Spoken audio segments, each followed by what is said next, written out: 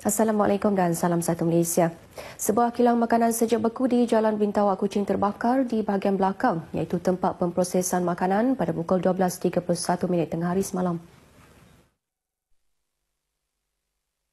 Okey, waktu kejadian kalau ikut pemilik kilang tersebut, kebanyakan pekerja dia telah keluar untuk makan tengah hari. Cuma ada beberapa orang tinggal dan sebenarnya api telah marak baru mereka sedar bahawa berlaku kebakaran di belakang. Dan pihak pekerja cuba menggunakan alat menepi tapi masih gagal sebab api dah semakin besar. Penolong pengarah bahagian operasi Jabatan Bomba dan Penyelamat Negeri, Tiong Ling Hee memberitahu kebakaran tersebut menyebabkan kebocoran gas amonia yang digunakan untuk pemprosesan makanan sejuk beku. Jelasnya, daripada bacaan gas amonia oleh pasukan hazmat di lokasi kejadian pada peringkat akhir, ia di tahap yang tidak membimbangkan, iaitu dengan bacaan 3 ppm. Seramai 39 anggota dari Balai Bomba Tebuan Jaya dan Balai Bomba Kuching berjaya mengawal api daripada merebak ke bahagian lain dalam kilang dalam tempoh 20 minit. Kesemua 54 pekerja kilang tersebut berjaya keluar dengan selamat. Polis berjaya merampas pelbagai jenis dadah melibatkan nilai rampasan lebih RM39,000 dengan penahanan 8 suspek di Miri awal pagi semalam. Turut disita sebuah kereta mewah yang bernilai RM70,000. Menurut Ketua Jabatan Siasatan Jenayah Narkotik JSJN IPK Sarawak, Superintendent Sahar Abdul Latif, tangkapan pertama ke atas seorang lelaki di tempat letak kereta salah sebuah hotel di Miri pada pukul 2.20 pagi selepas disyaki terlibat dengan aktiviti pengedaran dadah. Pemeriksaan ke atas suspek telah menjumpai bungkusan yang mengandungi ketulan mampat dan daun kering dadah jenis ganja. Susulan tangkapan itu, polis berjaya merampas 2 paket plastik lut sinar berisi ketulan dadah jenis syabu, 3 paket plastik lut sinar hablo putih dadah jenis ketamin dan 4 papan Ermin 5 selain 740 biji pil dadah ekstasi di dalam hotel berkenaan. Kes disiasat di bawah Seksyen 39B Akta Dadah Berbahaya 1952, Seksyen 39A-2, Seksyen 39A-1 dan Seksyen 12-2 Akta Sama. Pada hari sama, polis turut membuat serbuan di hadapan Desa Indah Mini Market Permajaya Miri dan menahan 7 suspek kerana dipercayai terlibat penyalahgunaan dadah. 5 daripada suspek terlibat yang berumur antara 17 hingga 24 tahun didapati positif dadah jenis ganja dan semuanya tidak bersekolah dan menganggur. Kes disiasat di bawah Seksyen 39A-1 Akta Dadah Berbahaya 1952 dan Seksyen 6 Akta Sama. Agensi Penguatkuasaan Maritim Malaysia APMM Daerah Maritim Kuching telah berjaya menahan sebuah bot nelayan asing Vietnam kerana dipercayai melakukan aktiviti menangkap ikan di perairan Sarawak.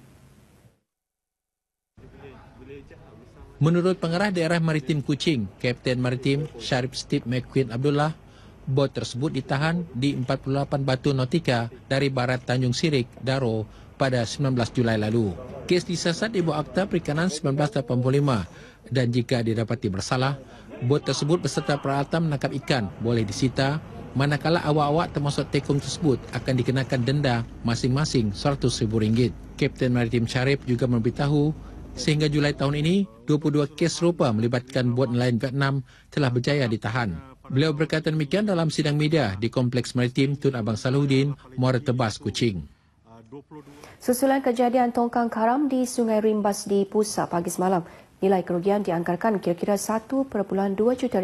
Ketua Polis Daerah Betong DSP Fadil Antum Abdullah dalam kenyataannya kepada RTM turut memaklumkan laporan polis telah dibuat berhubung kejadian itu. Kejadian itu yang berlaku pukul 10 pagi semalam turut menyebabkan 2 buah lori pemacuh simen dan sebuah kren di atas tongkang terbabit tenggelam. DSP Fadil juga memberitahu pada sebelah tengah hari, tongkang yang pada mulanya tersangkut pada tiang jambatan tiba-tiba telah bergerak sejauh 50 meter ke hulu sungai akibat arus air pasang. Tongkang dan 3 jentera yang tenggelam adalah milik syarikat Cheng Feng Trading, kontraktor yang membina jambatan tersebut.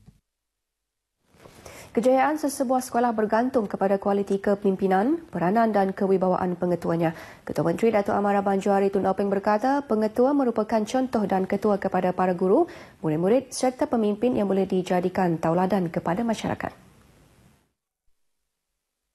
Jelasnya pengetua sekolah juga harus sentiasa melengkapkan diri dengan maklumat terbaru dan pengetahuan terkini. Datuk Amar Abang Johari berkata demikian Di Majlis Perasmian Persidangan Pengurusan Pendidikan Pengetua Sekolah Menengah Sarawak ke-52 di Bintulu. Teks ucapannya disampaikan Menteri Pendidikan, Sains dan Penyelidikan Teknologi, Datuk Seri Michael Manyin Jawung. Bertemakan kepimpinan berkualiti memacu gelombang kedua PPPM 2016-2020, persidangan 4 hari itu yang bermula Ahad hingga esok disertai seramai 200 orang yang terdiri daripada para pengetua sekolah menengah kerajaan, swasta dan Maktab Rendah Sains Mara. Melalui persidangan itu, perbincangan dan perkongsian idea menerusi diskusi semua pemimpin sekolah akan dapat memberi nafas baru bagi menganjakkan kualiti kepimpinan pendidikan negara. Turut diadakan sesi dialog khas bersama Menteri Pendidikan Sains dan Penyelidikan Teknologi selain sesi dialog bersama Jabatan Pendidikan Negeri Sarawak. Memberi pelindungan segera kepada wanita atau mangsa keganasan rumah tangga, terutamanya kes yang belum disebut di mahkamah sehingga kes selesai antara pembaharuan di bawah rang Undang-Undang Keganasan Rumah Tangga 1994 pindaan 2017. Menteri Kebajikan Kesejahteraan Komuniti Wanita Keluarga dan Pembangunan Kanak-Kanak, Datuk Fatimah Abdullah menjelaskan pindaan tersebut membolehkan Pegawai Pelindung Jabatan Kebajikan Masyarakat mengeluarkan Perintah Pelindungan Kecemasan EPO bagi tujuan itu. Katanya perintah tersebut bagi menangani kes keganasan rumah tangga yang dilaporkan semakin meningkat setiap tahun. Rang undang-undang itu kini sedang menunggu untuk dibentangkan untuk bacaan kali kedua dan ketiga di Dewan Rakyat pada sesi Parlimen akan datang untuk kelulusan. Datuk Fatimah berkata demikian dalam sidang media selepas mempengerusikan mesyuarat pertama Majlis Wanita dan Keluarga Sarawak di Kuching. Beliau dalam pada itu memberitahu kementeriannya telah menyiapkan buku panduan prosedur operasi standard SOP mengenai keganasan terhadap wanita dan kanak-kanak. Buku panduan itu akan diedarkan di agensi dan jabatan yang berkaitan termasuk polis, pusat hikmat krisis sehenti, badan-badan bukan kerajaan, NGO dan pemimpin-pemimpin di peringkat akar umbi. Sarawak mengambil langkah yang tepat mewujudkan jawatan menteri yang bertanggungjawab terhadap integriti dan ombudsman. Menteri di Jabatan Perdana Menteri, Senator Datuk Polo berkata, tindakan tersebut menunjukkan keseriusan kerajaan negeri memastikan pentadbirannya dilaksanakan dengan telus serta bebas daripada gejala rasuah serta salah guna kuasa. Sehubungan itu, beliau berkata sebagai menteri yang bertanggungjawab terhadap tadbir urus, integriti dan hak asasi manusia, bersedia untuk membantu menteri di Pejabat Ketua Menteri yang bertanggungjawab terhadap integriti dan ombudsman Datuk Talib Zulkifli untuk membentuk transformasi yang diperlukan ke arah pentadbiran kerajaan negeri yang berintegriti dan bersih. Ini sekaligus akan menjadikan Sarawak antara negeri terbaik dalam pentadbiran yang bebas rasuah dan berintegriti. Datuk Polo memberitahu sidang media selepas majlis perasmian persidangan mengenai governance culture what's possible anjuran Institut Tadbir Urus Korporat Malaysia di Kuching. Sarawak akan terus mengadakan kerjasama dengan negara Brunei Darussalam dalam memajukan sektor pertanian. Menteri Muda Pertanian Dr. Abdul Rahman Ismail berkata, pembangunan hub pengeluaran makanan melalui kerjasama itu akan memberi manfaat kepada kedua-dua pihak. Ujarnya ia penting bagi menorkai bersama potensi dua negara berjiran itu dengan memberi penekanan kepada daerah limbang dan lawas dalam usaha sama tersebut. Melalui kerjasama itu, katanya, ia boleh dikembangkan untuk penghasilan produk makanan halal, seterusnya dieksport ke luar negara selain memenuhi keperluan domestik.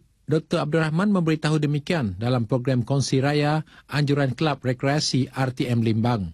Dalam pada itu, beliau mahu budaya saling bekerjasama di antara jabatan dan agensi kerajaan termasuk swasta, persatuan dan Jawatan Kuasa Kemajuan dan Keselamatan Kampung JKKK yang menjadi tonggak kemajuan dan pembangunan di Limbang terus dikekalkan. Katanya budaya yang telah sekian lama diamalkan itu menjadikan beberapa program dan pelaksanaan aktiviti dapat dijayakan dengan cemerlang. Dalam majlis itu, beliau mengumumkan peruntukan RM5,000 kepada Kelab Rekreasi ATM Limbang untuk menjalankan aktiviti.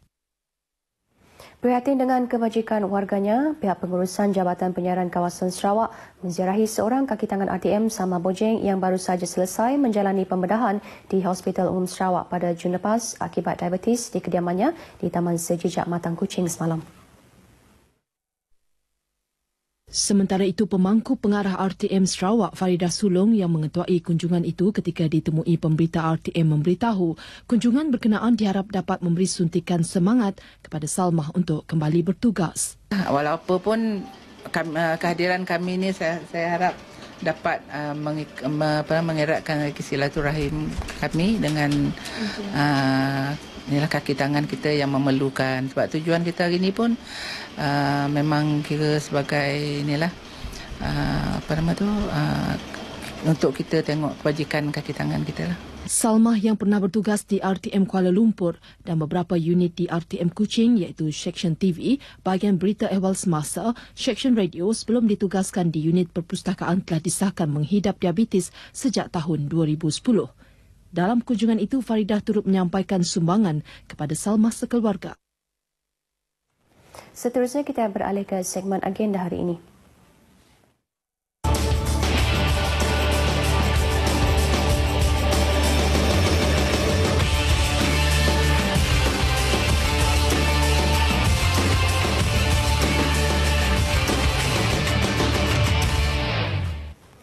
Antara liputan dalam agenda hari ini, pada pukul 2.30 petang, Timbalan Ketua Menteri Dato' Amar Douglas Ugambas mengadakan sidang media mengenai International Conference on Agriculture and Agro-Based Industry Sarawak 2017 di Wisma Bapa Malaysia Kuching. Manakala pada pukul 2.30 petang, Menteri Muda di Jabatan Ketua Menteri, Undang-Undang dan Adat Bumiputera, Dato' John Sikitayai menyempurnakan Majlis Perasmian Agihan Bauca Pakaian Seragam 2017 di Sekolah Kebangsaan Tatau Bintulu. Dan akhir sekali pada pukul 4 petang, Timbalan Ketua Menteri Dato' Amar Tengah Aliasan mengadakan sidang media selepas mesyuarat Jawatan Kuasa Induk Hari Koperasi Negara Peringkat Negeri Sarawak 2017 di Wisma Bapa Malaysia Kuching. Baik saudara, demikian antara liputan acara dalam agenda hari ini, dan untuk berita seterusnya kita kembali ke Angkasa Puri bersama Redwin.